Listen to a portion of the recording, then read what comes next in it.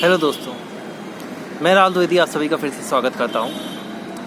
मेरे YouTube channel पर किसी ने एक सवाल पूछा है, मैं पढ़ के सुनाता हूँ। सर, जो नॉलेज हमें इस लाइफ में मिली है, हमारी वो नॉलेज हमारे हर जन्म में हमारे साथ रहे। हमारी लाइफ एक जीवन यात्रा है, हमारी नेक्स्ट लाइफ में वो नॉलेज हमारे साथ हो, बल्कि हर लाइफ में प्लीज़ इस टॉपिक पर वीडियो बनाएं। हमारी डेथ के साथ हमारी समझ ख़त्म ना हो।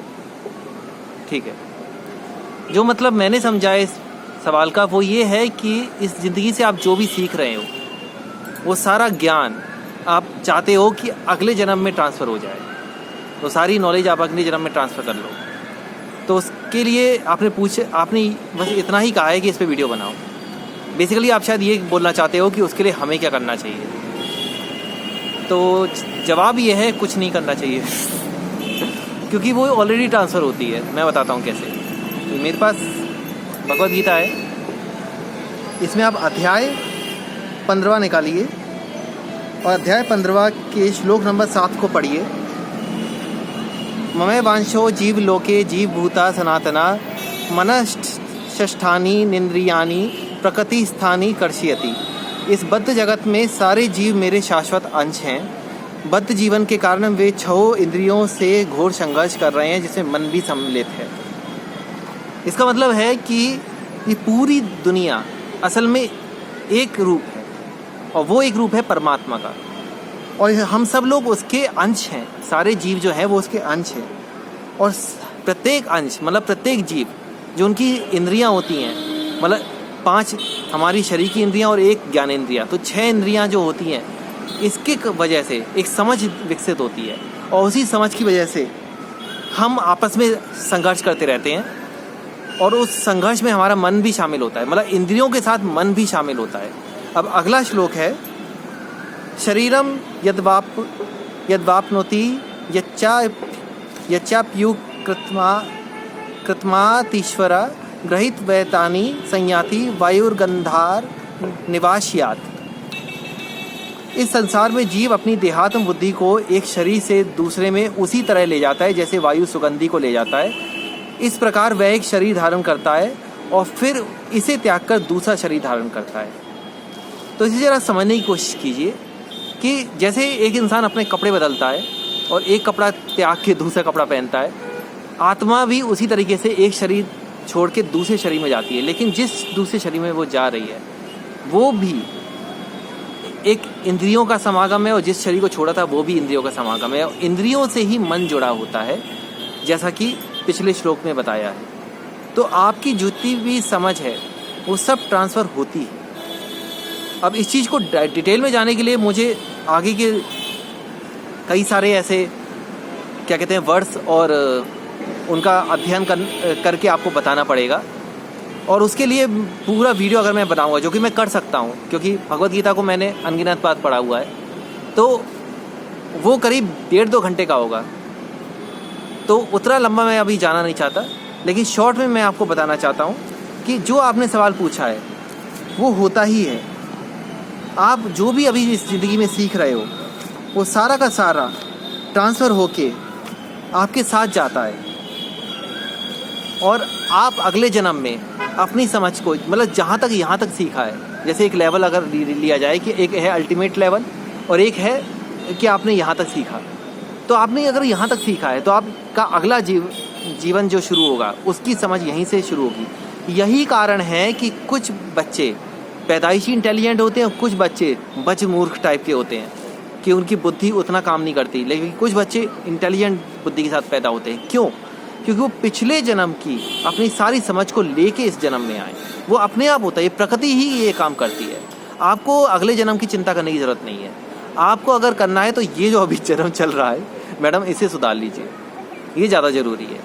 इस जन्म में अच्छे काम करिए, भगवान का नाम लीजिए, सुमिरन करिए, सुमिरन माने चैंटिंग करिए, हमेशा भगवान से जुड़े रहिए, क्योंकि जब आपका चित्त हमेशा ईश्वर के नाम में लगा रहेगा तो आप हर काम को करने से पहले, अपनी हर इच्छा को करने से पहले ईश्वर से जुड़ जाएंगे, और फिर ईश्वर ही काम करता है। और यही भगवद गीता का सार है कि कर्ता मैं हूँ, मैं यानी ईश्वर।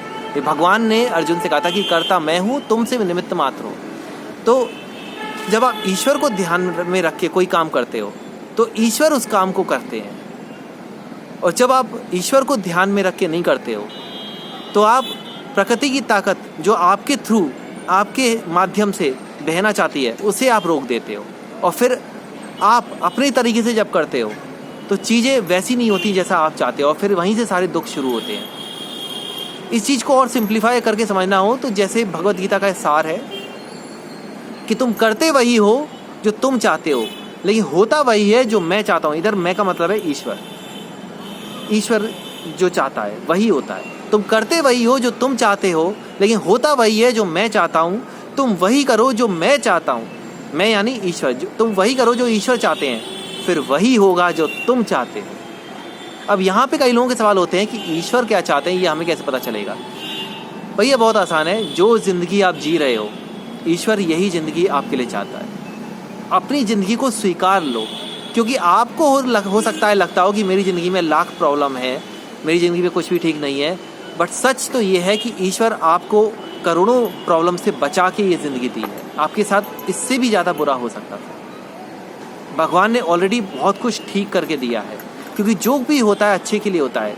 ये चीज़ अभी आपको भले ही समझ में ना आए, लेकिन एक वक्त के बाद आपको समझ में आएगा कि मेरे साथ वो फलाने मोमेंट में जो हुआ था वो क्यों हुआ था, मेरे साथ इस दिखाने मोमेंट में जो हुआ था वो क्यों हुआ था।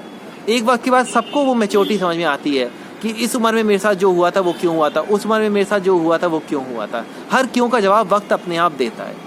तब आपको समझ में आता है कि जो भी हो रहा है वो अच्छा है, जो होगा वो अच्छा होगा, और जो हो चुका वो भी अच्छा ही था। उन सब में एक कारण जुड़ा था, वो एक कारण है मेरी अपनी समझ की विकसित होना। हमारी समझ जन्म दर जन्म तब तक विकसित होती रहेगी जब तक हम अपने समूचे रूप को नहीं जान जाएं। और समूचा रूप का मतलब है हम अपने अंदर के ईश्वरीय तत्व को नहीं जान जाएं कि मैं ईश्वर हूँ, अहम ब्रह्मास्मि, मैं ही कण में हूँ, मैं एक माध्यम हूँ जो ईश्वर मेरे थ्रू करता है, और वो ईश्वर भी मैं ही हूँ। इधर ईश्वर से मतलब अहंकार से मत जोड़ लेना। ईश्वर का मतलब है एक पूरी दुनिया की सत्ता, पूरी दुनिया की ताकत, एक कुदरत, और मैं उस कुदरत का हिस्सा हूँ। जिस दिन आप अपने आप को सिर्फ अपने शरीर से नहीं जोड़ते हो, बल्कि अपने आप को कुदरत से जोड़ लेते हो, कण कण से जोड़ लेते हो, वो आपकी सबसे बड़ी समझ बनती है। और जब तक आप उस समझ को नहीं समझे हो तब तक आप जन्म दर जन्म लेते रहे, क्योंकि यही आपका सबसे बड़ा एजेंडा है, पर्पस है, मकसद है कि आप अपने आप को जान जाओ। और जिस दिन आप अपने आप को जान लेते हो फिर कोई अगला जन्म नहीं होता। तो अगले जन्म की चिंता ना ही करो तो ज़्यादा अच्छा है।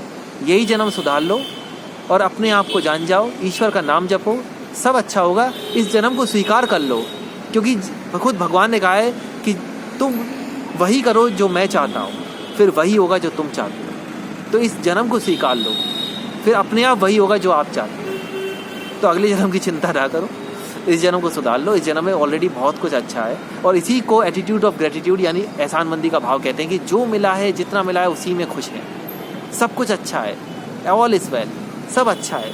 और इसी को लिविंग इन द मोमेंट कहा जाता है कि वर्तमान समय में जीना। और भगवत गीता भी यही कहती है कि वर्तमान में जियो, कर्म करो, ना भविष्य की चिंता करो ना भूत की चिंता करो। जो हो गया सो हो गया, जो होगा अच्छा होगा। तुम्हारे पास ये वक्त दिया है, इस वक्त को सुधार लो। तो इस वीडियो का अगर मैं सार निकालना चाहूँ तो वो ये है कि जो सवाल था कि अगले जन्म में ट्रांसफ़र हो जाए हमारी नॉलेज, उसके लिए आपको कुछ करने की ज़रूरत नहीं है। आपको जो ऑलरेडी ये जन्म मिला है इसे सुधार लो, इसे अच्छा कर लो। इसे अच्छा करने का एक ही तरीका है, इस जन्म को स्वीकार लो, खुशी खुशी स्वीकार लो। जो हो रहा है अच्छा हो रहा है, मान के चलो आपके साथ जो भी हो रहा है अच्छा हो रहा है। जो पहले हुआ था वो भी अच्छा था, जो आगे होगा वो भी अच्छा ही होगा। और इसी चीज़ को ब्रह्म कुमारी एक अफर्मेशन के तौर पे बोलते हैं, ब्रह्म कुमार और ब्रह्म कुमारी, कि मेरे साथ सब कुछ बहुत अच्छा होगा। और इसी को अगर इंग्लिश में ट्रांसलेट करो तो अब्राहमिक का अफर्मेशन बनता है, everything is always working out for me, कि सब कुछ आपके लिए ही हो रहा है, सब कुछ आपके साथ ही हो रहा है, सब कुछ आपके साथ अच्छा ही हो रहा है। सार ये है कि कोई चिंता मत करो यार, एंजॉय करो, लाइफ को जियो, खुश रहो यार, दैट्स इट। कुछ समझ में ना आया तो इस वीडियो को कई बार पूछ लो। बाकी फिर भी कोई डाउट है तो नीचे कमेंट में लिख दो। कोई और वीडियो पे, कोई और सब्जेक्ट पे आप चाहते हो कि मैं वीडियो बनाऊं तो वो भी कमेंट में लिख दो। बाकी भगवान आप सबका भला करे। धन्यवाद।